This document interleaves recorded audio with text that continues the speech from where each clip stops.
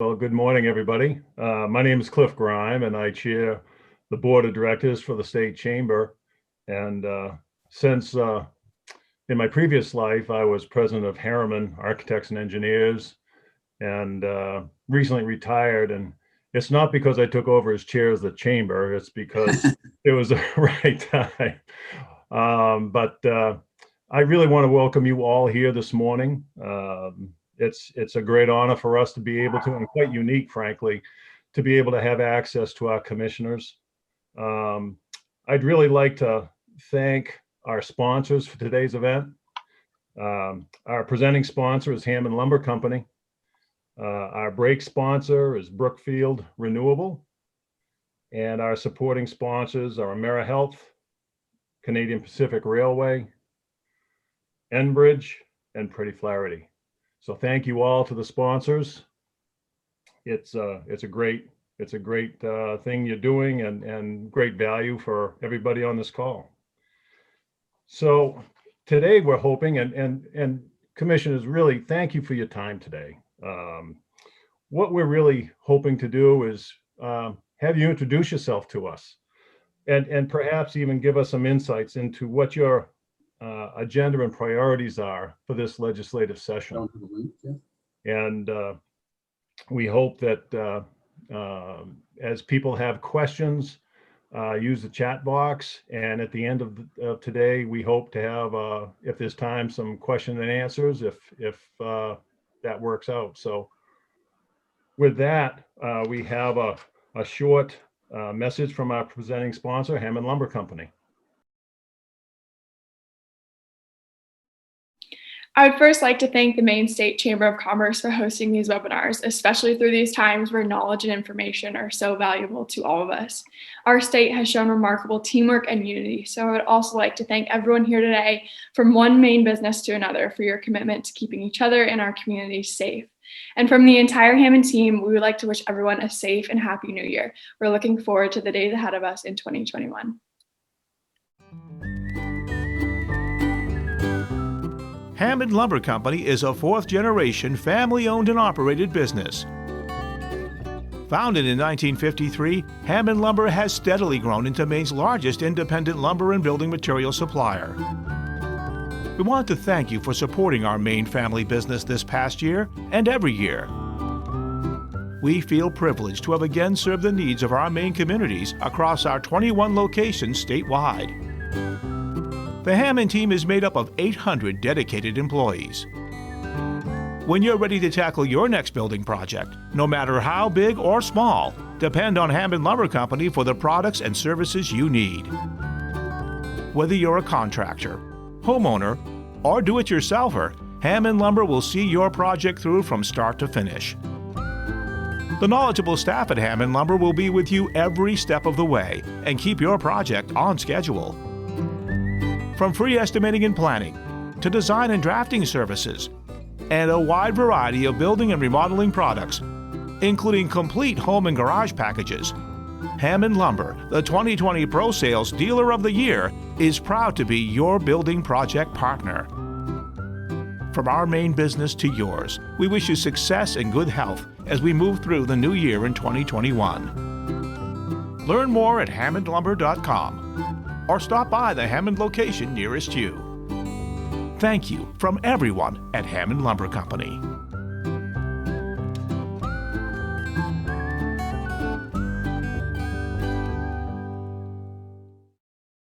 I too want to thank the commissioners for both your time as well as your participation. It means a lot to us.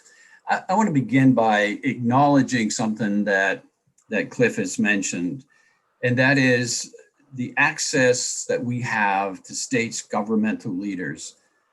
To us, that's very special, but to most states, it doesn't even exist. It's a major benefit, a gift, if you will, that we have in this state in abundance, while other states, I can tell you this from my peers around the country, only wish for. And may we never take that for granted because of the special meaning it has, the opportunity it gives us in the private sector to engage with you, to meet with you, to seek answers to questions, but most of all, to be able to work through issues to find that common solution. That does mean a lot. And the opportunity it provides to us is one that we not only find it to be very special, we deeply appreciate it. So we thank you for that.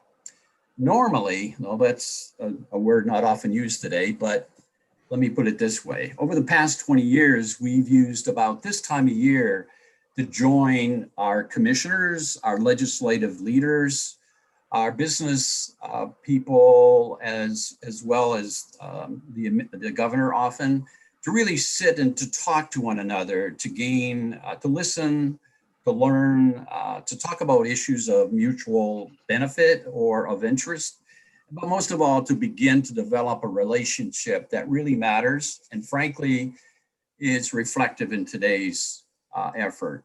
We don't have that opportunity at Sunday River for obvious reasons. So that's why we felt it very important to provide this webinar, this event, this opportunity for all of you that are with us today, our chambers, our business leaders, our legislators, to get to know our commissioners, to hear a bit about who you are, but also about some of the issues and priorities that you see coming forward in this session. And let me say that we are grateful that we have actual 10 commissioners with us today. We're still waiting for Commissioner Lambrew to join us, and also Commissioner Johnson, who had earlier commitments, will be with us shortly. But let me tell you who's with us today, and I'll do that quickly. We expect Jean Lambrew, Department of Health and Human Services. Commissioner Laura Fortman from Department of Labor is with us. Commissioner Heather Johnson, Department of Economic Community Development, will be with us shortly. Hannah Pingree is the Director of the Governor's Office of Policy, Innovation, and the Future, as well as Commissioner Amanda Beal, Department of Agriculture, Conservation, and Forestry. After a short break, Commissioner Pender Macon, Department of Education, Major General Douglas Farnham, who's a Commissioner and Adjutant General, Department of Defense, Veterans and Emergency Management, Commissioner Ann Head, Department of Professional and Financial Regulation, Commissioner Bruce Van Note, Department of Transportation, and John Rohde, the Executive Director of the Workers' Compensation Board. Extremely important positions. We're very grateful that you're with us. The others, the 6 that could not join us, sent their regrets. I think we all know where they are. They're in the legislative process, and some that are on with us right now will have to go participate in that same way. So the timing may not be perfect, but the fact that we have such excellent representation from the commissioners, we are very grateful, and I think it's a great place to start. I think Jean Lambrew, Commissioner of Health and Human Services, has yet to join us. So she has. She has. Yep, I just let her in. Also, Commissioner Johnson has joined us. Oh, perfect. Thank you both for joining us. As they say, I did my job of filling in while we're waiting, but you're with us now, and we're very grateful.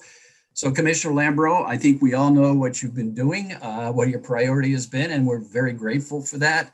But why don't you speak to us to tell us a bit about yourself, but as you looked at this session, what are some of the issues and priorities that are front and center for your department? Thank you so much for hosting this. Again, we all wish we were at Sunday River, especially on a day when it's snowing in Augusta, but grateful to have the opportunity to be here, if not in perfect circumstances. Again, I'm Jean Lambrew. I'm the Commissioner of the Department of Health and Human Services. Our mission here at the department is to promote health, safety, resilience, and opportunity through a range of programs that we run. We have a staff that is 3,400, one of the largest in state government. We have a budget that for the biennial that's upcoming is $2.8 billion in general fund, and we serve roughly 1 in 3 Maine residents. That includes, for example, 339,000 people in Maine Care, 152,000 people enrolled in the food supplement program, as well as thousands of people through the full range of health and human services programs that we run. Each of our offices, and we have 9 of them, has distinct missions and teams who try to execute or who execute on those missions. But here at the department level, we chose to identify major cross-cutting initiatives that pull us all together across the department to advance some of the important goals for the state of Maine. We have a number of them, but just to highlight a few. One is supporting Maine's older residents. We're proud of the fact that we're one of the oldest states in the nation and have embraced that, working on an age-friendly plan for the state of Maine, continuing to try to make this a great place to age, as well as a destination for people looking to age in a place that has the healthcare system, the social supports, the transportation, and the beautiful outdoors that make us great. We also promote healthy childhood. I am chair of the Children's Cabinet that many of the commissioners on this call participate in. And we work hard to make sure that we're both going at the earliest end of childhood, promoting early childhood development in a safe way, making sure all kids are ready for pre-K when they get there, as well as the other end of the spectrum, trying to focus on at-risk youth who may have particular challenges in finishing high school and getting jobs. So we continue that hard work of supporting the children of Maine. We also have made a priority with Governor Mills at the lead of making healthcare affordable and accessible across the state of Maine. It was a little over 2 years ago that the governor signed her first executive order directing our department to expand Medicaid, or the Maine Care program. Just last month, we hit 71,000 people covered through this expansion, which is federally funded at 90%, one of the best deals around. And we're proud of the work that the team has done to get people in Maine affordable health coverage at the low end of the spectrum. We also are implementing the Made for Maine Healthcare Act. I think many of you heard Eric Chapa, the superintendent of the Bureau of Insurance, and I talk about this at last year's session.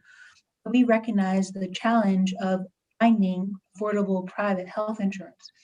So here at the department, we are in the process of implementing our own health insurance marketplace, our very own place where people can go and shop and find affordable private insurance.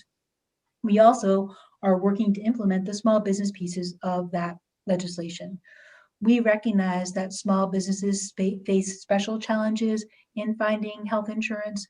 We recognize that the market has been decreasing and shrinking, while the individual market in the past 5 or 6 years has expanded.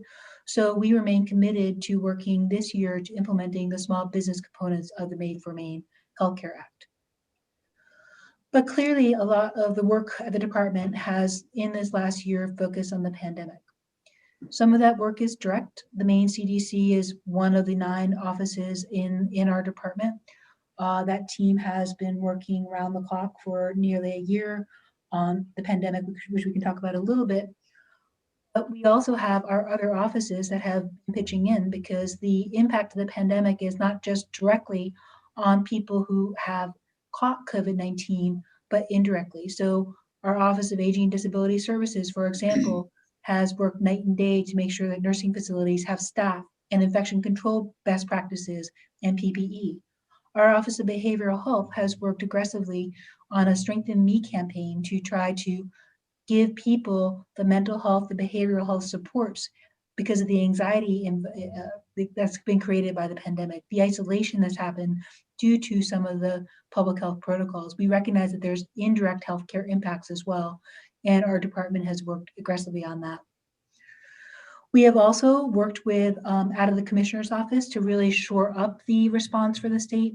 An example of that is that we early on lured out of retirement one of LL Bean's supply procurement experts, who's been helping the state of Maine make sure that we have enough personal protective equipment for a surge, for an alternative care site, for the worst, because that's our job, is to prepare for the worst. I have a person who is a doctor and an MPH who does contact tracing for us out of our office. We have a testing and lab coordinator. We really have shored up all of our department work out of the commissioner's office as a, in the interest of leading by example. But I'm very proud of the other commissioners on this call as well, because one of our jobs is to coordinate and to pull all the expertise and talent across the state government to really to tackle this pandemic. Commissioner Heather Johnson has been an invaluable partner here. She has led us to consider the economic and business impacts of all of our policies, to try to help develop these COVID-19 prevention checklist that many of you are familiar with to try to give businesses those solid, grounded tips on how you can keep your workers, your customers, your leadership safe. Commissioner Makin's on the phone call as we're on this meeting as well. She has been, again, an invaluable partner in trying to keep schools safe. We're very proud of the record here in Maine where people in schools are less likely to get COVID-19 in different places. Commissioner Van Note has helped in the routine, how do we figure out where we should place different types of testing sites or vaccine sites, and how do we move some of our PPE or vaccine supplies from here to there. This has been an all-across effort. I could talk about my fellow commissioners all day long, but I'm trying to limit my time, and I'm going to end up in a second. But we'll say that at the end of the day, we have been led by Governor Mills. Her focus on how do we make sure that Maine is safe has helped guide our activity, because that, coupled with balancing out the economic impacts, has put Maine near the top of the nation. It doesn't feel good right now about where we are on COVID-19, but we remain number 2 in the nation cumulatively on the number of hospitalizations per capita. We're number 3 nationally on the number of cases per capita, and we're number 4 nationally on the number of deaths per capita, which again, for an old state, is a record to be proud of, in addition to being in the top ranking of states on the reopening index, on our school progress, et cetera. So I just can't say enough about the leadership that Governor Mills has shown in trying to navigate the state difficult times. It's far from over. We continue to do the COVID-19 response as we also work to get vaccines to as many Mainers as possible. The good news is we are beginning to get more information and more vaccine doses from the federal government. Yesterday, they announced that our allotment for next week would increase by 16%, and we'll actually now, for the first time, be able to plan ahead, because we'll know what our allotments are going to be for the next 3 weeks. That's great news. We have fabulous partners in our health system who've been rolling up their sleeves, literally and figuratively, to help us get shots into arms. But I'm just going to say we're all going to have to be patient. Even with the news we got yesterday, adding this week's allotment plus the next 3 weeks would only get us 40% of people age 70 and older. So we have a long way to go. We appreciate that many of you and your workers are asking, when can our very important workers get a vaccine? It's going to take time. But I will say to you as I close, we remain committed to working with you, to listening to you, to doing our best to be as responsive to protecting Maine residents against this global pandemic, but also maintaining the economy that is so important to our residents' health. And Commissioner, we thank you on behalf of all of us for the efforts, both as a team, but also individually, to help us through this very challenging time. Our next commissioner is one that is familiar to Maine, but also has been in the eye of the storm when it comes to the impact of the pandemic. So Commissioner Fortman, tell us what are priorities for your department as we move into this session. Okay. Can you hear me? We can. Okay, great. So my name is Laura Fortman. I am the Commissioner of the Maine Department of Labor. And as Commissioner Lambrew laid out the challenges facing the state about the health crisis, and indicated that it also had economic fallout as well. I think one of the things that became very, very clear is that the economic recession that we're experiencing right now is closely tied to whether or not the state can stay safe and healthy. When back in March, it was clear that the priority had to be to keep people safe, and that is still the priority. What we saw was from our side, Department of Labor handles anything dealing with jobs, basically. We try to help people and businesses connect around employment and re-employment. We try to make sure that everyone has access to to jobs, including people with disabilities. We have Bureau of Rehabilitation Services. We also try to make sure that people are kept safe on their jobs and are paid fairly for the jobs, and that we make sure that businesses as well as workers have accurate data and information. So that's pretty much what we do. If it touches jobs, we probably have someone who is working on that issue. And one of the things that we do is when there is job loss, we help through unemployment insurance provide temporary wage replacement. And what we saw in March was the need for unemployment insurance to provide that temporary support. We went from having roughly 637 initial unemployment claims to 21,000, 30,000 claims in a very, very short period of time. This pandemic was unprecedented on many, many levels. As Commissioner Lambrew has pointed out, this was a national, a global pandemic, and the response also needed to be global. The systems that we had in place from the unemployment side were inadequate to meet the needs of workers who were struggling and to businesses. One of the things I want to thank the Chamber for was very early on. I think in the first 2 weeks of the pandemic, the Chamber had reached out and asked, can we get together? Can you tell us what's going on? How can employers help their workers connect to unemployment insurance? What are the programs and supports that the businesses can step forward and help provide? So I do want to thank you for that. We were all in a situation that none of us had ever experienced or seen before. Congress also took some action. The unemployment, everyone on this Zoom meeting is very familiar with unemployment insurance. Unemployment insurance is paid for by employers.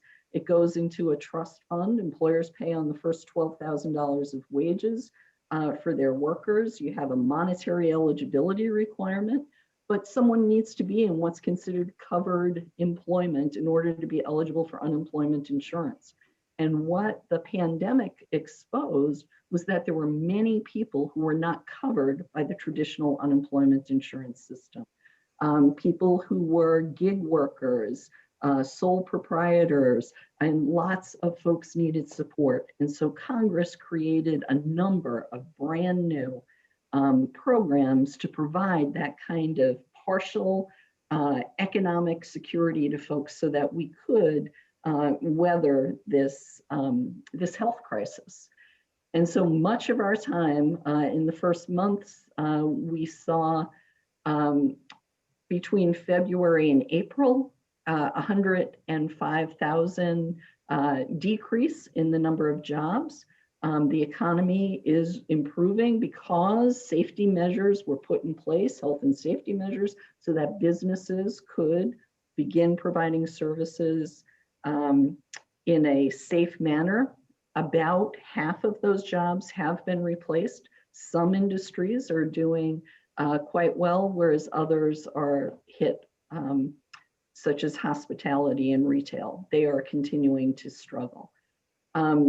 As the businesses were able to re-engage, there were the governor, there had been an executive order that was in place waiving certain requirements to look for jobs during the pandemic because, as Commissioner Lambrew pointed out, Maine was doing a very good job of containing the COVID virus. We were able to lift that waiver. And so the work search requirement was put back in place in the fall. And the other piece of our job is to not just help people when they lose their job, but how do you reconnect to employment? And that really has been a key piece of what we have been working on, is to begin to have that kind of more seamless transition between unemployment and reemployment services.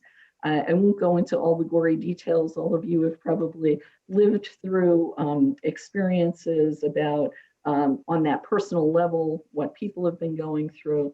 What I will say to you is that our priority continues to be the timely payment of unemployment benefits, and at the same time, program integrity. We have also expedited many of our processes, but we've also used this as an opportunity to try to improve the services we're delivering and how we're delivering them. And I have reached out to the chamber as well as to other associations to help us. Sometimes the services we provide come across as bureaucratic, or people don't understand information that they get from us. We have been doing, we did a survey of 600 people to improve our claims process. We've reached out to employers, and thank you very much to chamber members who have helped us look at some of the documents that we're sending employers, as well as some of the services that we're providing to employers about our reemployment services and programs that can help businesses get back up to speed. The chamber early on was one of the associations that embraced the WorkShare program. That was a program that allows businesses to reduce across the board the number of workers that they have, and then to fill that gaps. Let's say you're reducing your workforce by 40%, that 60, that you would pay the wages for the amount that the workers were working, but the gap between the hours they were working and their regular full-time employment could be met with unemployment insurance. And that was being paid for 100% by federal dollars. The chamber pushed that information out to members, and we went from having 3 businesses at the beginning of the pandemic using WorkShare to several hundred using it currently. It also revealed that the system was very labor intensive and was not particularly easy, or did not meet the needs of all businesses.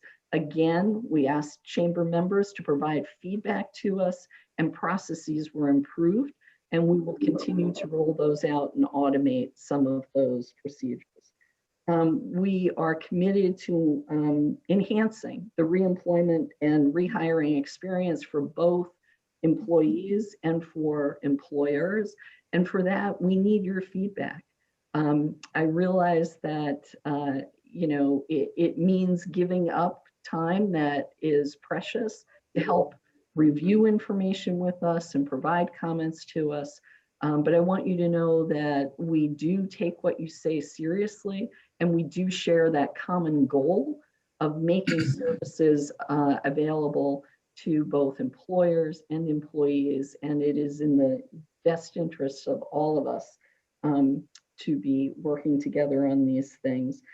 Those are really our key priorities. We do a number of other things, Dana, but this past 45 weeks, not that I'm counting, we really have been all about trying to respond to requests from businesses to help their employees. I was incredibly moved by the number of requests that we received from employers, about how can you help your employees navigate what can be an incredibly complicated system.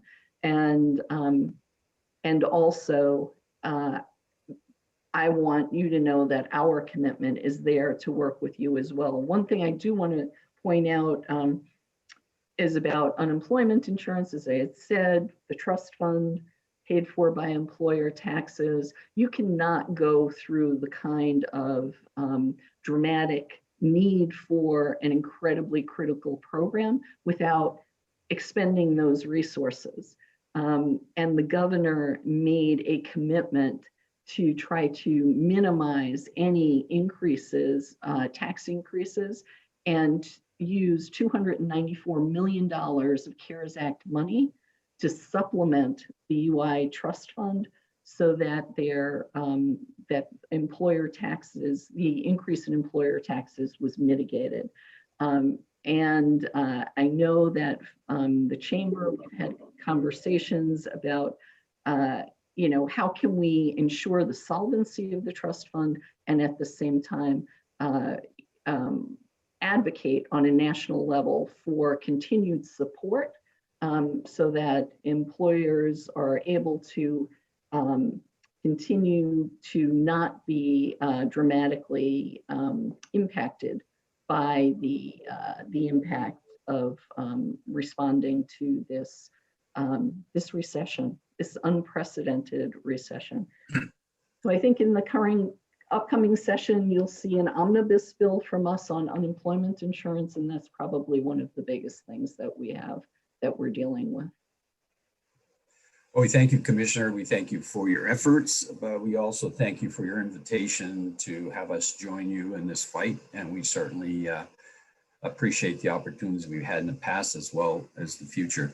One of the questions that has come up is, I have to say this carefully because I don't want the wrong impression to happen, is that the priority associated to and for the pandemic is one that strikes all of us as the highest and most important. But one of the questions that came in that I'm not expecting you to answer, but maybe as you follow suit with others, if there are things that you've put off because of the priority associated with pandemic, which is right, and don't let me misstate that, were there things that have been put off or would be put off because of it? It might be something you can work in because time is not going to give us a lot of opportunity for questions.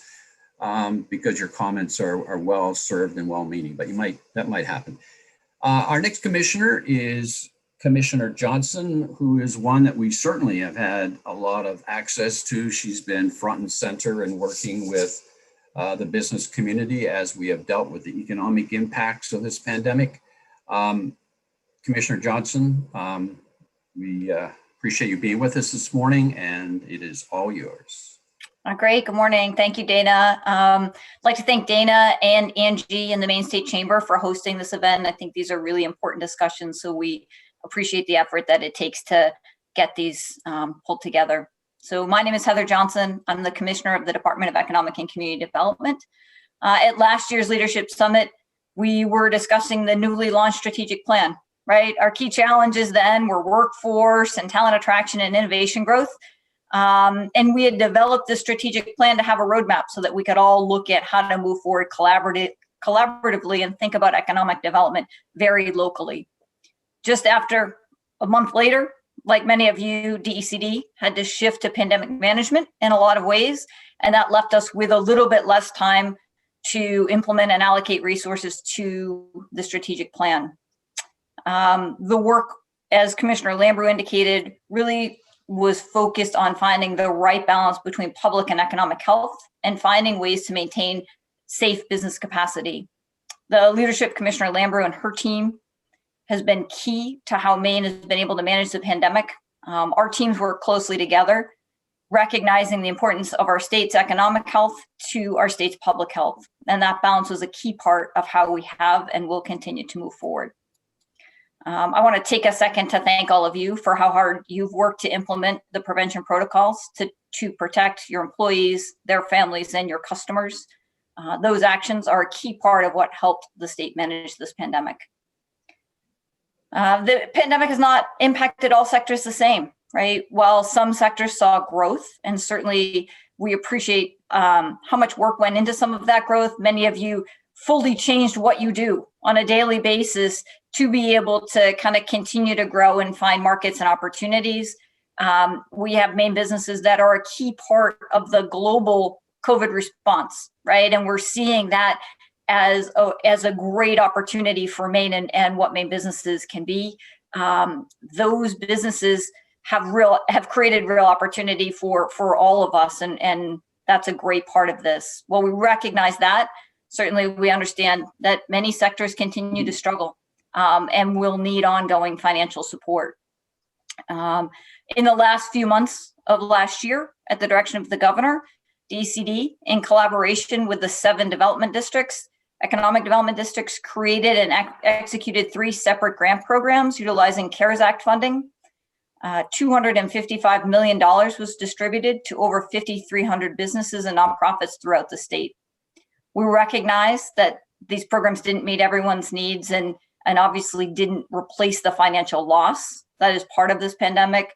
But we do hope that for many businesses, these funds are a bridge as businesses continue to work to rebuild their capacity. And that was our intent.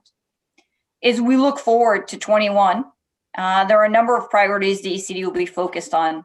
As you would expect, economic recovery is a key part of that. It's really now time to refocus on implementation of the strategic plan. While we are at a different baseline than when we drafted the strategic plan, the pieces are all functionally the same. The important elements of the strategic plan continue to be challenges that we believe will lead us forward in economic recovery. We also have the opportunity to utilize the recommendations of the Governor's Economic Recovery Committee to help us merge together those 2 documents to propel the state forward. The work on the economic plan has begun. The steering committee is being restarted, and you will start to hear a lot about what those projects are and who and how they are being implemented. I want to reiterate, because I feel like we said this a lot when the strategic plan first came out, but this isn't a Governor Mills plan. This is a state plan, and it needs to be executed locally. It needs to be executed across sectors, and we'll try to work with municipal leaders, businesses, economic development agencies, schools, and others, really to embed this plan and create traction statewide. Additional, focus areas certainly are broadband expansion. Many of you may be tired of hearing me talk about broadband, but we're going to keep doing it until, we can connect to the modern infrastructure and to the modern economy, until kids can effectively have distance learning opportunities, until all of our people can have access to telehealth opportunities, and until businesses can operate competitively with other markets. So, work had begun well prior to the pandemic. I think the pandemic shone a light for all of us when this is how our day-to-day operations are. We recognize and we can all feel that pain differently than when it's on a chart and a graph and us talking about who can and who can't connect. When you see students scheduling Zooms around their siblings, when you see family members, trying to offset for each other's schedules so that they can do the work they need to do, it's really clear that more needs to be done there. There appears that there will be some funding as part of the federal stimulus package for broadband. Maine is working to be prepared to be competitive in that process. There are a few tools that we need to put into place to be really effective with accountability and efficiency on how we would support the private sector in that build out. More to come on that. Additionally, as part of this new federal stimulus package, there will be an affordability project, and that really looks at one of the other connectivity barriers, right? There were 3 or 4 barriers traditionally. One is the infrastructure. Do you have it to connect? One is, do you know how to connect once you can connect? And then obviously affordability is a big one. And so there will be a pilot project that the FCC leads for affordability. I think there's a lot we can learn there. We were in the process of standing up our own program. So we learned a lot in that process while we didn't launch it because the federal government will launch one. I think we are prepared to be active participants in that. And then workforce, Commissioner Foreman talked a lot about workforce. Workforce continues to be a real opportunity, right? As we have always seen, managers are looking for jobs, employers are looking for employees. A lot of times there are things that we need to be doing to kind of start to connect those together. I saw somebody put in the chat that there are manufacturing jobs right now that are in real need of having people fill. Absolutely. How do we get people aware of those jobs? How do we get whatever the barriers removed there are? And so that is active work that a number of these departments are working on together. So fully recognize this was a challenge before the pandemic, The dynamic might be a little bit different now, but the challenges remain, and I would say the opportunities remain, right? The fact that we have jobs and people looking for jobs, and that's even coming up on a discussion, is a really good thing in the middle of a pandemic. So we look forward to working with you as we work through that. So just in closing, I know there's been a lot of recent talk about tax conformity. We recognize the important lifeline that PPP was for many Maine businesses, many of who continue to still struggle. I don't have any real updates this morning. I just want to acknowledge the concern, acknowledge that there's more work there to be done, and that we look forward to working with all of you on that. So Dana, thanks for including me in the discussion this morning, and we look forward to working with all the chamber members, legislators, and certainly the chamber itself to find solutions as we move forward. Thank you, Commissioner. We do appreciate the invitation to work on that important issue. And as always, you're very forthright about seeking our help. And we certainly appreciate that and look forward to working with you. I'm going to break a rule that I've already established, but this comes from a former press scout guy that I'm kind of partial to. He's a legislator now, and he wants to know, what is the most important way that this legislature can do to help is capitalized your strategic plan or the state strategic plan? I know that you have to leave, so I'm inserting that question in there for that reason. What can we do? What can the legislature do that would be most helpful? Heather, did you hear me on that? Okay, you're on mute. Can you answer that for me? Angie, sorry, I couldn't unmute myself. Sorry, thanks, okay. Angie. Sorry, I put myself on mute and didn't realize. Thank you, Angie. That's a great question, and one I really appreciate. So I think there were 2 or 3 things that we will be looking at, which are sets of project portfolios to move pieces forward. And so what I think we'll see are, legislators, businesses, communities have different goals and interests. And the intent in the development of the plan was to be able to have a space that people could see their goals in this plan. And so these project suites will really line up to certain pieces of legislation that are, all of that is being worked as we speak, but there are certain project suites that you'll see that are going to be prioritized. They were prioritized as part of the development work, and then the Economic Recovery Committee doubled down on those. They include, infrastructural things like connectivity and childcare and early education. They include opportunities for us all to work on workforce. So collaborative, very practical steps that would expand, green energy jobs and expand other opportunities for places where we have really clear open positions. So I think more to come on that. Certainly we look forward to collaborating there. We're going through the legislation as we speak to see kind of what we think will really help catapult this forward. Thank you, Commissioner. Another area that has been very active this year, whether it's the Economic Recovery Committee or the recent Climate Council report, is the Governor's Office of Policy, Innovation, and the Future. And I'm pleased that Director Hannah Pingree is with us today. So Hannah, tell us a bit about what we can expect. Yes, thanks, Dana, for having me. And it's great to see on this Zoom screen so many people who have been involved in the important work of the Governor's Economic Recovery Committee, which we help to manage with many incredible staff from Heather Johnson's office, as well as the Maine Climate Council, lots of folks from the legislature, from the business community. I see Jesse Perkins out there from the Bethel Chamber, lots of folks who engaged in that process. So I mostly want to just start by saying thank you to so many of you for engaging with state government during an incredibly challenging time when we were all stuck on these Zoom screens trying to do group process and decision making. Dana was on the Governor's Economic Recovery Committee, again, with many of you out there, and really important and thoughtful work was done.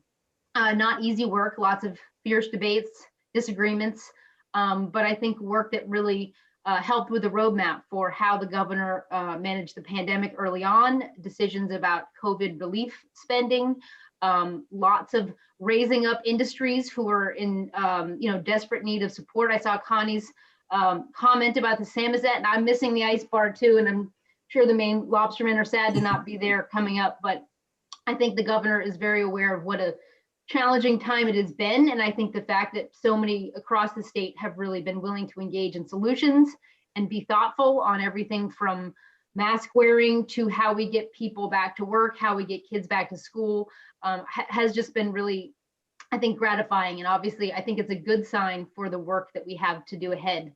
I think Heather and Jean and Laura already really laid out some important things already. I won't go into a lot of those details, which are of priority to the governor, but I'll just hit on a couple other things.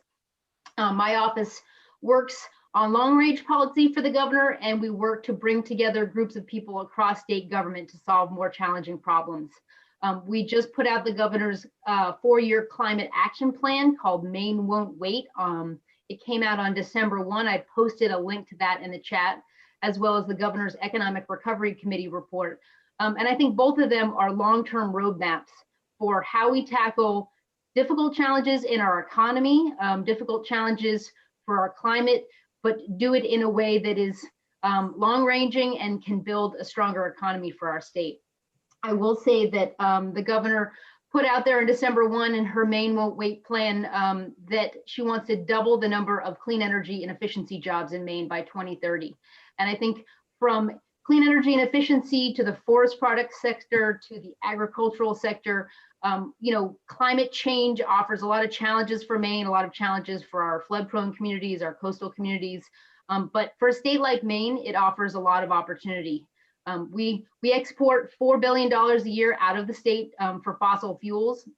As we transition it to affordable, renewable energy produced here in Maine, whether it's offshore wind or solar or wood-based biofuels, we will just create jobs in Maine as well as create economic opportunity that's good for the rural parts of our state, good for all parts of our state. So I think we see a lot of opportunity. Dana has offered us a chance to come back and bring some members of our climate council, which again include many members of the chamber, to talk in more detail about the governor's climate action plan. But I will say, I'm sure I don't need to convince all of you why it's an important issue, but it's an issue where I think the governor again just sees tremendous economic opportunity for a state like Maine, and that's opportunity that many again in the chamber are already taking advantage of.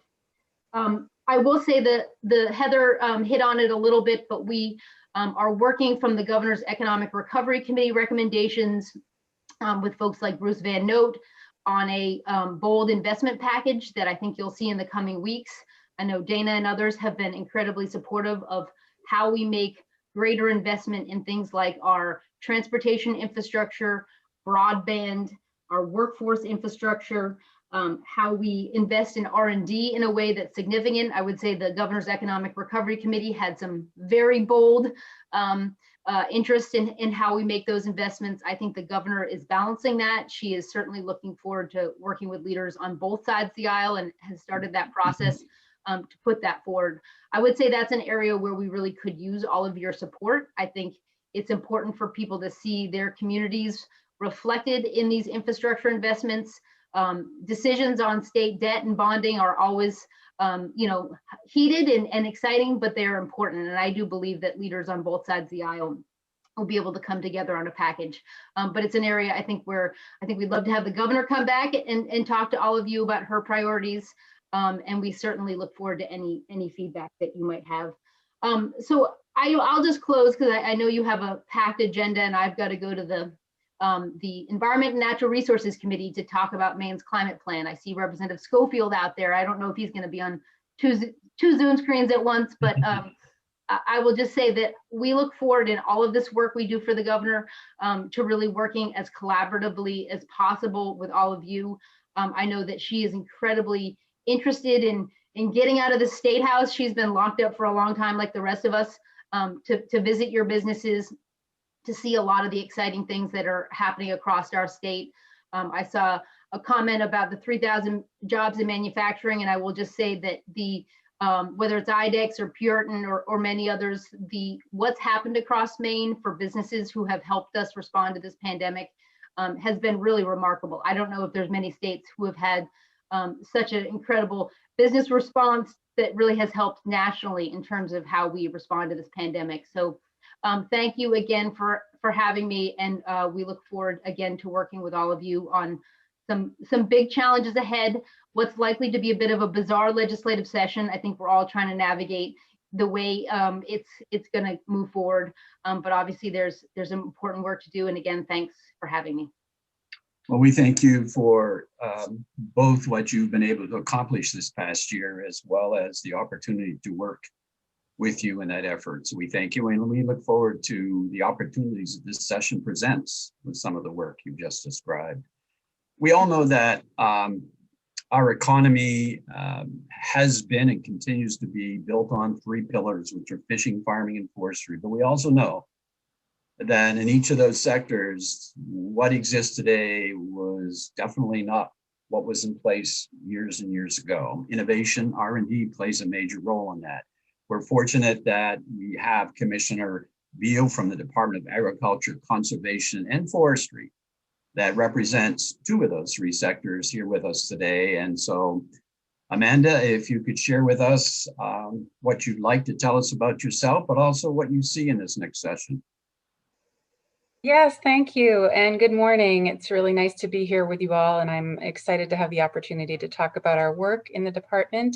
I apologize. I discovered just as we started this session that my camera does not appear to be working, and I have not been able to work that out, so I won't be able to join you with video. But I'm going to begin my remarks with just a little bit of an overview of the scope of our department, as it is quite broad and far-reaching, and then I'll talk about some of the events of the past year and how they're impacting our focus on the year ahead. So our department is charged with promoting and advancing Maine's agricultural resources, protecting and enhancing nearly 18 million acres of forest land, managing more than 700,000 acres of state parks and public lands, and administering numerous science-based programs focused on resource management, land use planning, and conservation. So we do this work through 4 bureaus, and those are the bureaus of Parks and Lands, Forestry, Agriculture, Food and Rural Resources, and Resource Information and Land Use Planning. And within each of these bureaus are, of course, numerous programs, which I'm happy to talk more about if people are interested later on. But like everyone, we've been very busy over the last year adapting to a world of providing mostly remote services, although there are things that we still do in person, like visiting forest landowners and doing food safety inspections and things like that. So I just have to commend our staff across the board for being highly innovative and productive in their work in this difficult time. And one recent example I'll share of this is the fact that our Bureau of Agriculture just last week succeeded in pulling off a virtual 5-day-long agricultural trade show, which we normally hold annually in the Civic Center in Augusta.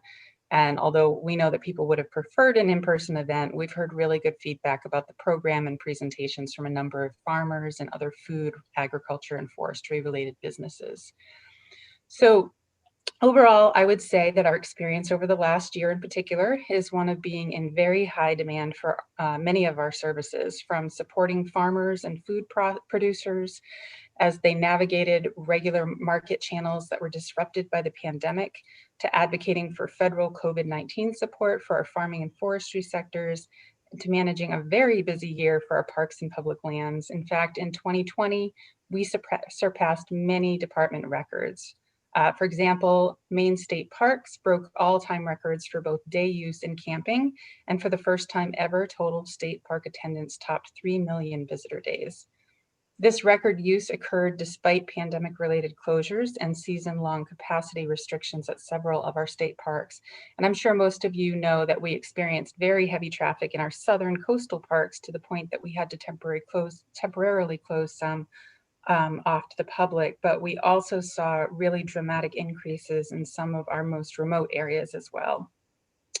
And given the new wave of enthusiasm for outdoor recreation, we do not anticipate that this trend will be reversing anytime soon, if at all.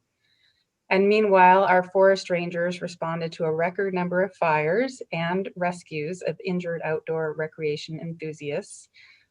We responded to 1,154 wildfires, That's a 224% increase over 2019. And we also aided in 22 life-saving rescues, which was a 418% increase over 2019. And then on the agriculture front, we saw that Maine meat processing facilities that require state inspection increased production by 33%, while state inspected Maine poultry facilities increased production by 43%. And as a result of this surge in demand for state inspection services, some Maine livestock and poultry producers must now wait until 2022 for an appointment to have their animals harvested and processed at facilities in Maine. And this all points to the very high consumer demand for Maine-raised meats. And we saw this same strong interest in locally grown food play out for other agricultural products as well. And again, we don't see this trend reversing anytime soon. In fact, this trend was already sort of in play, and I think the pandemic just sort of accelerated it. So this gives you a snapshot of both the challenges and the opportunities that we've been experiencing or observing in the agriculture, forestry, and outdoor recreation arenas. And overall, we're really eager to build on lessons learned from the pandemic and its impact on our natural resource industries. And it's been said before, I think it's really clearer than ever where our vulnerabilities lie, where bottlenecks exist, and where also there is opportunity to address obstacles and deficits that can strengthen our industries and build more resilient systems that serve Mainers. And this is where our focus will really be as we move forward. So to that end, our department staff have consistently and will continue to be engaged with the work being done around the Forestry Opportunity Roadmap, or For Maine. And we've been participating as a part of multiple subcommittees, including market attraction and emerging technologies. And we also look forward to continuing an existing collaboration with Finland's Ministry of Agriculture and Forestry to explore opportunities related to forest bioeconomy innovation. In terms of agriculture, we're actively inventorying the infrastructure needs of farmers and food producers. And we were pleased, of course, to see that the Economic Recovery Committee recommended that Maine identify opportunities in funding for food processing infrastructure. We do believe that we have a real opportunity to support economic growth and enhance food security for Maine through food system infrastructure investment. We also, in partnership with DECD, are in the process of distributing over $18 million in CARES Act funding provided to our state last year. And it's in support of reimbursement for pandemic-related infrastructure needs of agricultural and food processing businesses, as well as food pantries. And we are beginning to work with the University of Maine School of Economics to develop a series of formal studies that will help us to better track and understand market opportunities and potential impacts related to specific types of infrastructure investment. And on the parks and public lands front, we know that these resources are central to our outdoor recreation and tourism industries, and we're focused on both our stewardship responsibilities in the face of increasing use and doing all we can to ensure that visitors are enjoying our parks and having a safe experience, particularly as the risks presented by COVID-19 are still an issue. And to that end, we engage regularly with key stakeholders from outdoor recreation and tourism, and we'll continue to work with private businesses, nonprofits, and other state agencies on matters related to promotion and development, environmental stewardship, and public health and safety. And the one other area that I wanted to mention that we've been deeply engaged in as a department is the work of the Maine Climate Council. And we acknowledge that climate change impacts virtually all of the work that we do, as well as the livelihoods and profitability of those who rely upon our services. And numerous staff across our department have been engaged in that work, and we'll continue to prioritize that engagement as well. As far as legislative priorities in this session, there are numerous bills that address the topics I've covered here that are of interest to us, from funding to address infrastructure needs in state parks, agriculture and food processing, and in our Forest Service to land conservation and addressing food insecurity. So I'll stop there. I'm sure I've used up my time, but I'm happy to stick around and answer any questions that folks might have. Well, thank you, Commissioner. Your comments remind us how important that farming and forestry have been to our past and remain today, and help us put the special touch into what we're all so proud of, which is our quality of life here in Maine that we love to share with others. So thank you very much. We have been witness to the fact that there's a lot of interest, and we hope you'll stay with us because we have 5 other commissioners to share their comments with you, but we're going to take a 1-minute break and share with you a video from our break sponsor, which is Brookfield. So please, as they say on television, don't go away. We'll be right back after this important message. As Maine's largest renewable energy generator, Brookfield Renewable proudly operates hydro, wind, and battery facilities throughout the state of Maine. These facilities provide more than 840 megawatts of power that's a generation equivalent to powering more than 500,000 homes annually. Now and into the future, our Maine facilities remain critical in helping the state meet its carbon emissions targets. Brookfield is committed to advancing environmental stewardship and river restoration in Maine with $70 million slated in future investments. We currently operate fish passage facilities on the Androscoggin, Kennebec, Penobscot, and Saco rivers. Furthermore, we're passionate about the role we play in highlighting the natural beauty and recreational benefits of this great state. We provide 400 annual whitewater and recreation releases and operate more than 200 recreation facilities. Finally, in closing, I want to say thank you to our commissioners and the Maine State Chamber of Commerce for hosting today's event. Well, welcome back, everyone. I want to thank Hammond Lumber as well as Brookfield for those timely messages. I think all of us today realize, if we ever questioned it in the past, and I doubt if many of us did, the value of education, whether you're trying to grow the economy and clearly to meet the workforce needs of today, and recognizing that it is a top priority for the state. We understand that there is money to be added to K-12 in the proposed biennial budget, and here to tell us about that and more is our Commissioner of Education, Pender Macon. Pender, welcome. Thank you so much, Dana, and thanks to the whole Maine Chamber for hosting this event and giving us this opportunity to share our priorities and important work with everybody. My name is Pender Macon, and I have the honor of serving as Commissioner for our education system here in Maine. I'm a lifelong educator. I've done every job, I think, in education in public schools throughout my career. And I'm a huge believer in the power of public education to change the course of lives and of the collective future for our state. I lead a remarkably little team.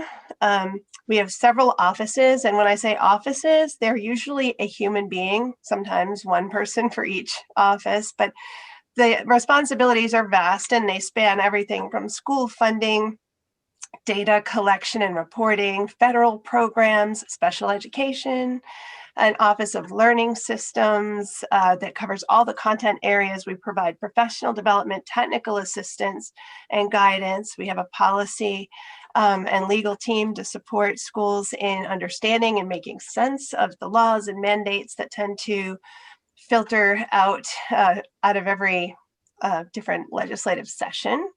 We have career and technical education, otherwise known as CTE. We have school construction, assessment, accountability, early childhood programs, adult education, school construction, so many different things that we're all trying to hold these, pieces together under what I would consider to be almost dire circumstances normally. What we added to the department in the first 2 years, really through reorganization of existing resources, was an Office of School and Student Supports to attend to the social, emotional, and mental health concerns and needs of Maine students and their schools. We added a school safety center, and that is an arm of the department that supports schools in their emergency preparedness and response plans, and it ensures safety for all students. And that was just prior to the COVID emergency. We got this team in place, which is amazing. We were able to get in a few trainings before we actually were faced with this emergency.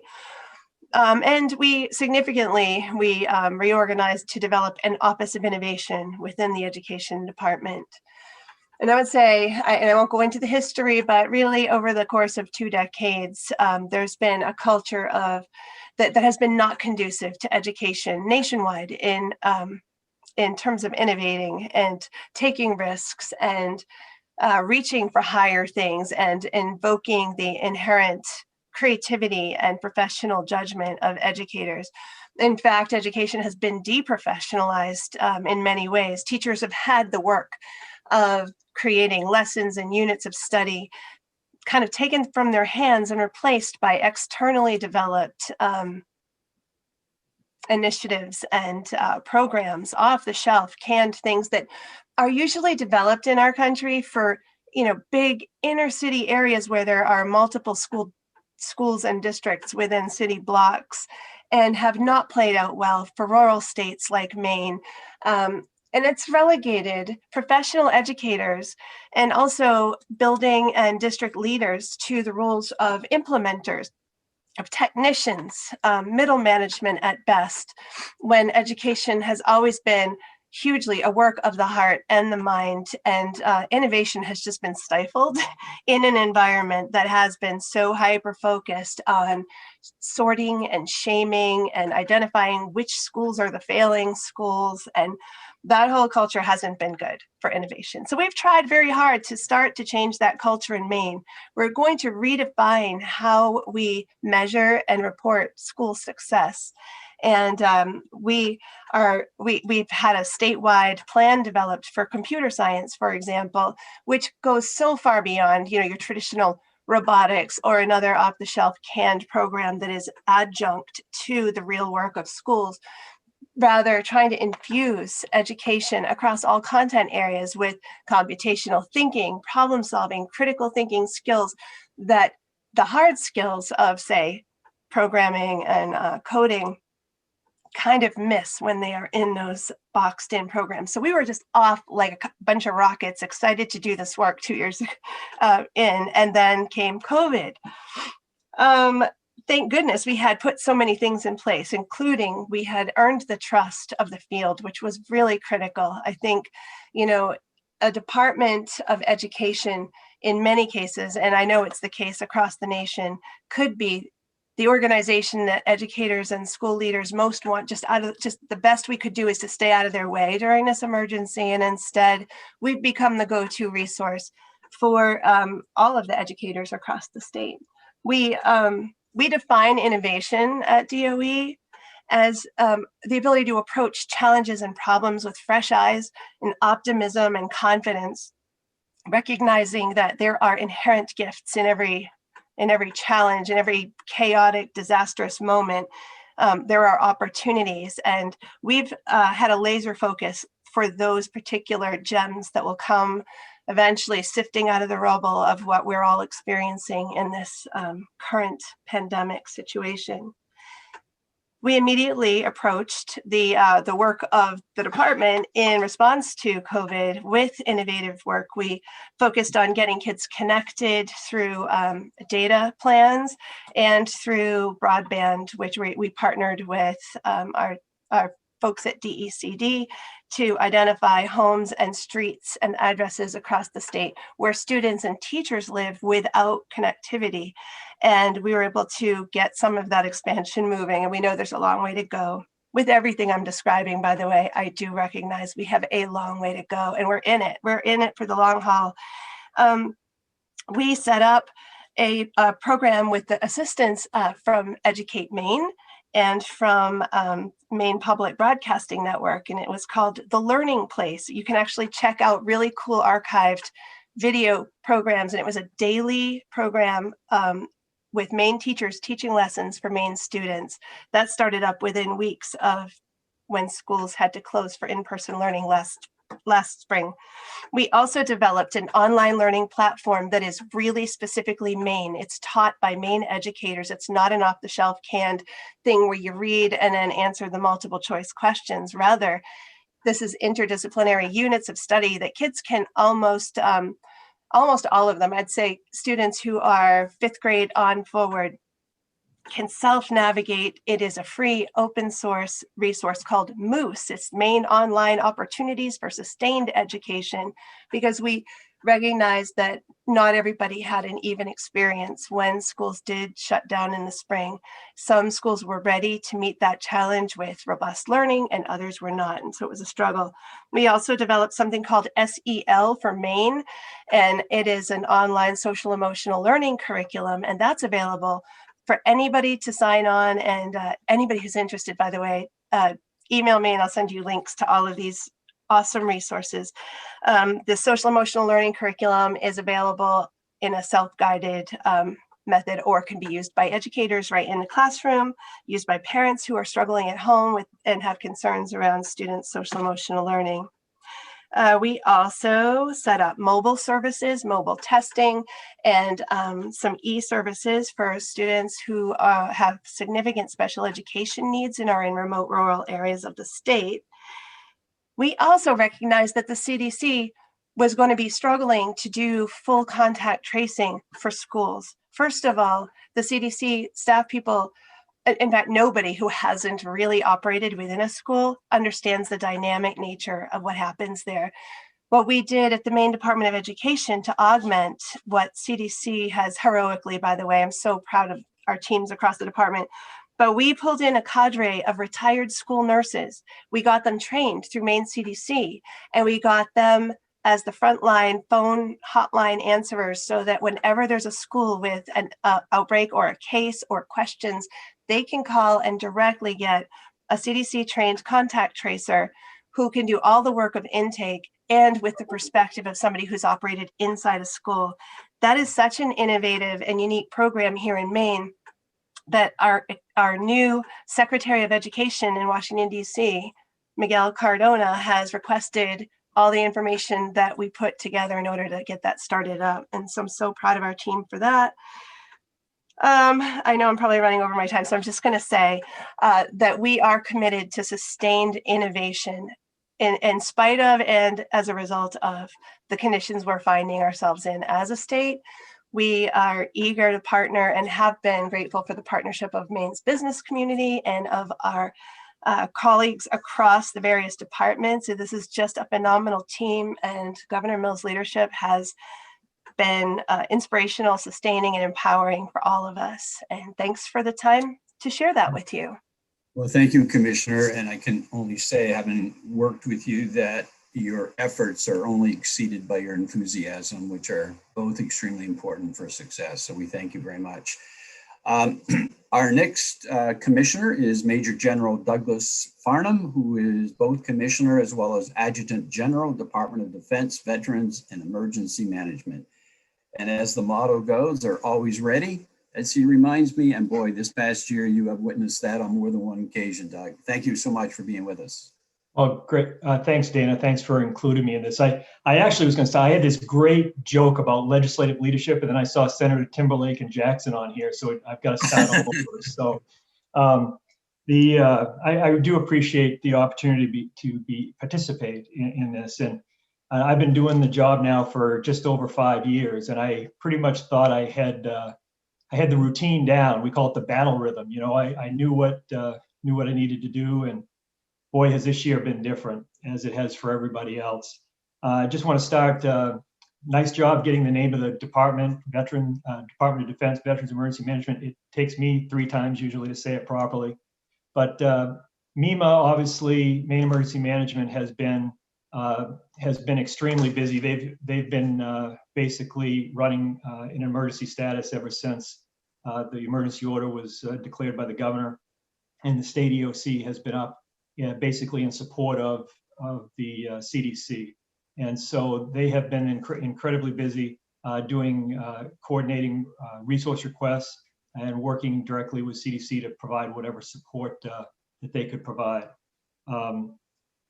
One of the, to go along with that, you know, just like any other season, you know, they've dealt with, you know, the power outages and the storms and all the other things.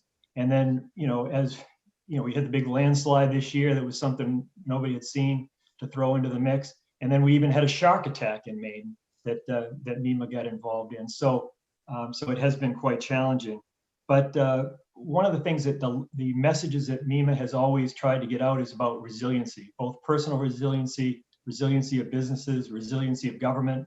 And I think one of the lessons that will come out of this is just a reminder that you never know what kind of disaster or emergency you're going to face. And so having the idea of resiliency in mind, whether it be for your employees or your business, I think we're all going to look at that going forward in a much different way.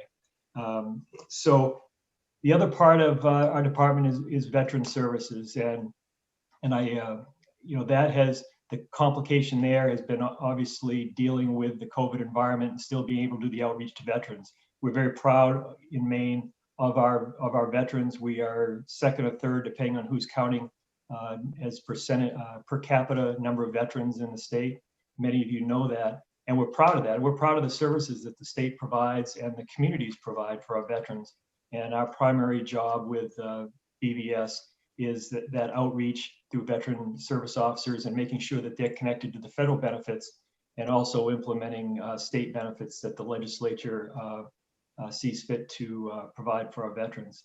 And that's really where most of our legislative work goes, is trying to work with the legislature on the right balance of benefits and needs of the veterans that we can work with and try to keep it in balance and fill the gaps that aren't provided at the federal level. And I'll throw out something else again for folks with employees. Just keep in mind that there are a lot of veteran services in Maine, and both state and federal. And when you have an employee that you know is a veteran and they have issues, just don't hesitate to point them in the direction of Maine Veteran Services, because they're there to help. I had an employee a few years ago, and I was embarrassed by the fact that I had not even thought to suggest to him to go see the Bureau of Veteran Services, having been in the military my entire adult life. And he eventually got hooked up with the VA. The state veteran services helped him get there, and it allowed him to get the medical care that he needed, which actually extended his employment by at least 3 years, because he was going to have to retire for medical reasons. So, just that is a resource that's out there for your veteran employees. As far as the Army and Air National Guard go, it has been absolutely crazy. Just about a year ago, I get the opportunity each year to speak to the legislature in a joint session on the state of the National Guard. And one of the things that I was concerned about is that the state hadn't seen the National Guard in our state status doing work in the state close up for years, really since the ice storm of 1998. You hear about our deployments and all the federal missions that we have, and they're important. It's those federal missions that bring us the money and the resources to have a National Guard that are available to use in the state, but we just hadn't been needed. And I was a little concerned that it would affect our recruiting efforts when you sell people on joining the Guard, that it's different than active duty because you get to help your neighbors and your communities. And we just hadn't had the opportunity to do that. Good reasons: we don't have hurricanes, we don't have huge forest fires, we don't have all the things that you see in other parts of the country. So at the State House last year, along with my State of the National Guard presentation, we brought a lot of the resources from our department, the National Guard especially, there to the Hall of Flags to show the legislators what we provide to the state, all the resources that we have, the capabilities that we have. Because I was afraid that they would lose in touch with what we brought to the table. Well, 3 weeks later, we're in an emergency, and the National Guard has been right there all the way through, from helping MEMA in the Emergency Operations Center. We've been basically running the CDC warehouse, release all the, a lot of the inventory parts of that, and picking orders to get the PPE out. We've been training thousands of healthcare workers around the state in the proper use of PPE, helping DOT in the transportation of PPE. Now we're involved in some of the vaccination planning. We've been involved in planning from the alternative care sites, but we've pretty much had 50 to 100 guardsmen pretty much since March that have been on duty doing work for the state of Maine.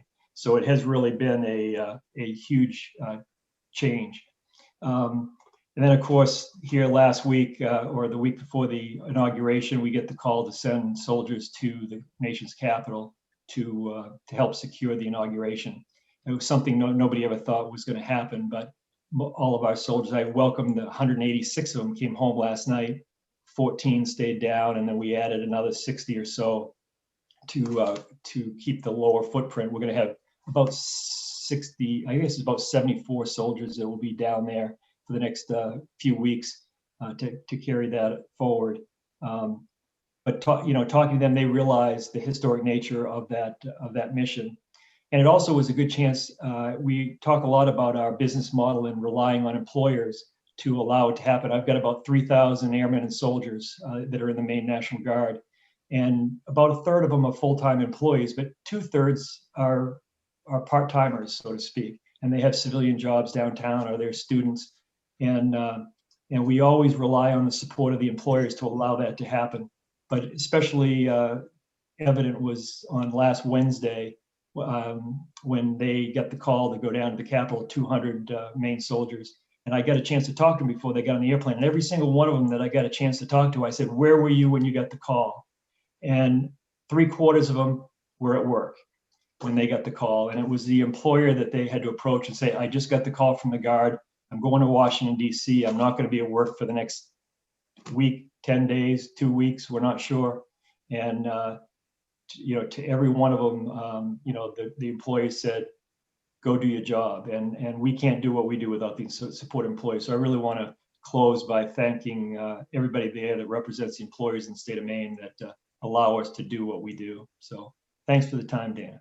Oh, thank you. And may we never take for granted the good work you do on our behalf and our state's behalf. Thank you so much. I appreciate that. Our next commissioner is of the Department of Professional and Financial Regulation. And I think that to no one's surprise, the use of the word regulation sometimes conjures up some anxiety in people. But I can tell you that Ann Head has been a part of that department for considerable time, and she does it with professionalism and very approachable, and we appreciate her work. So Ann, it's all yours. Thanks so much, Dana, and your staff has been wonderful to organize this, and I appreciate the time. I want to start by saying that I am very fortunate to lead a unique department. It is called a state umbrella department. It includes 5 internal regulatory agencies and 6 affiliated licensing programs that I work with through the budget process. But I want to focus today on the financial services sections of the department. There are 4 of them.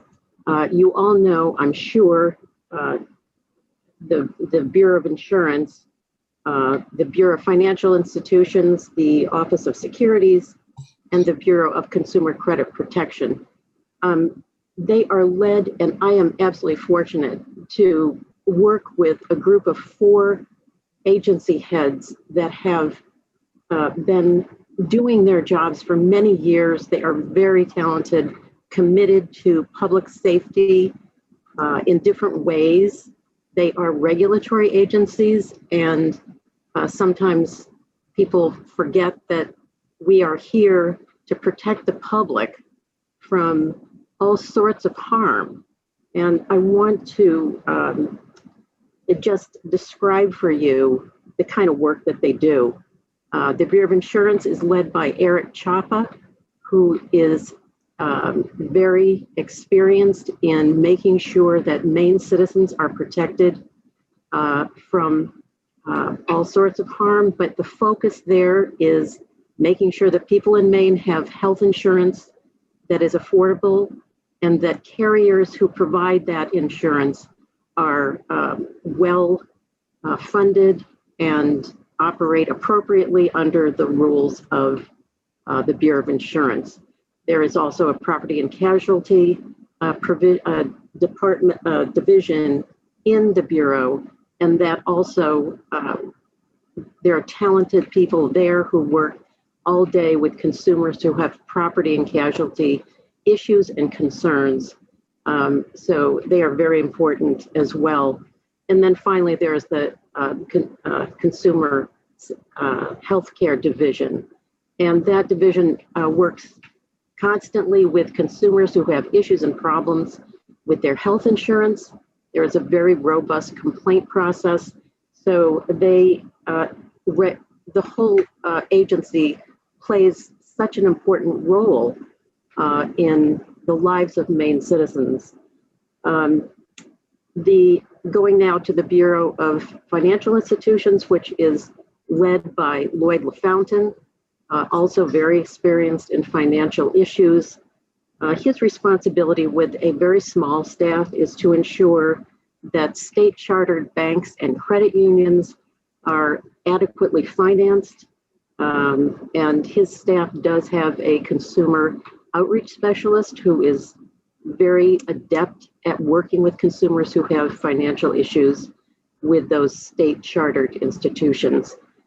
There is a dual banking system that we work under. The federal government and state governments work together to make sure that state and federal requirements are met by our financial institutions.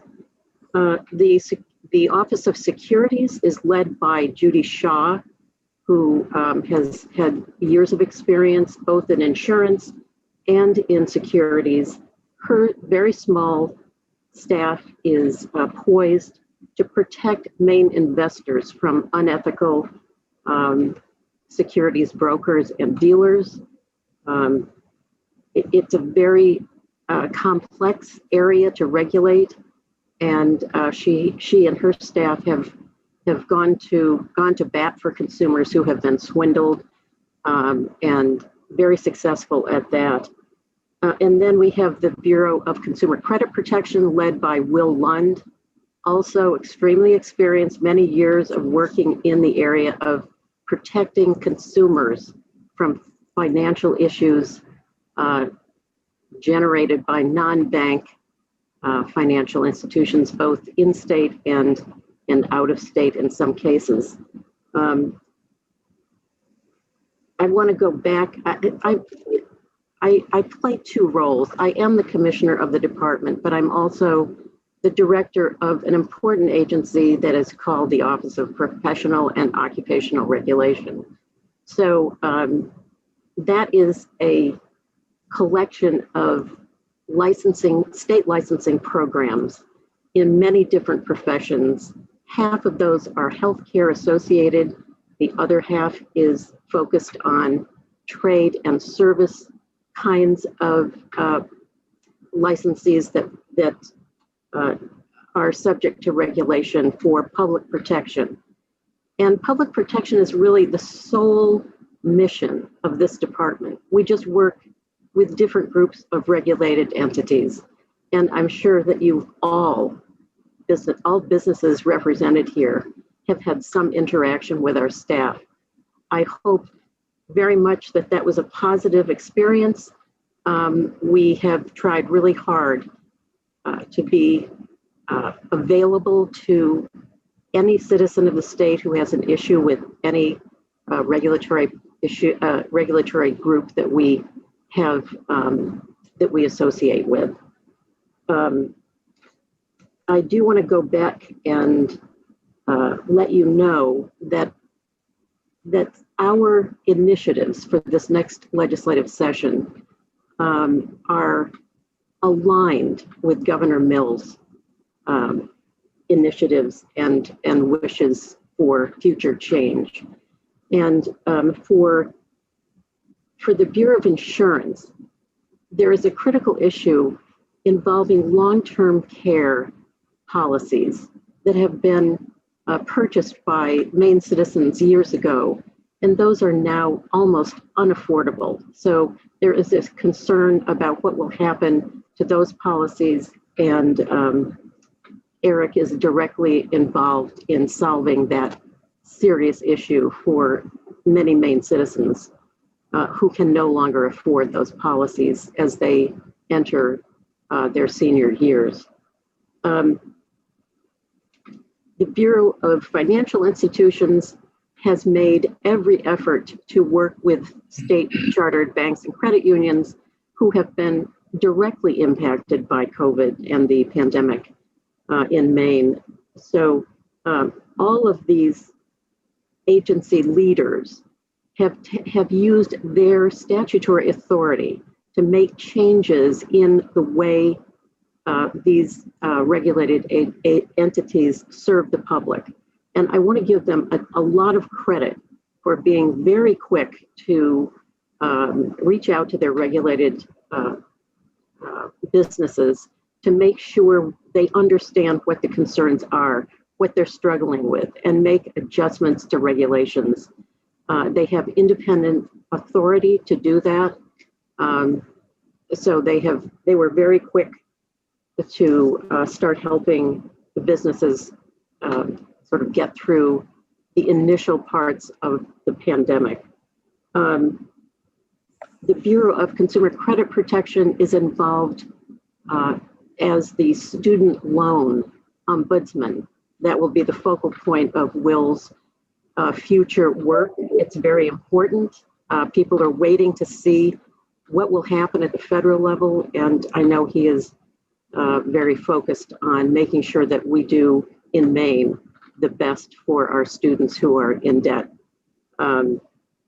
So I sort of skipped the Judy Shaw's Office of Security. Judy and her office have a very important role to play in protecting the elderly citizens of Maine from financial abuse. She has worked so hard to make sure that our financial institutions are alert for signs of elder abuse in the financial world. And that is going to be an ongoing focus of hers.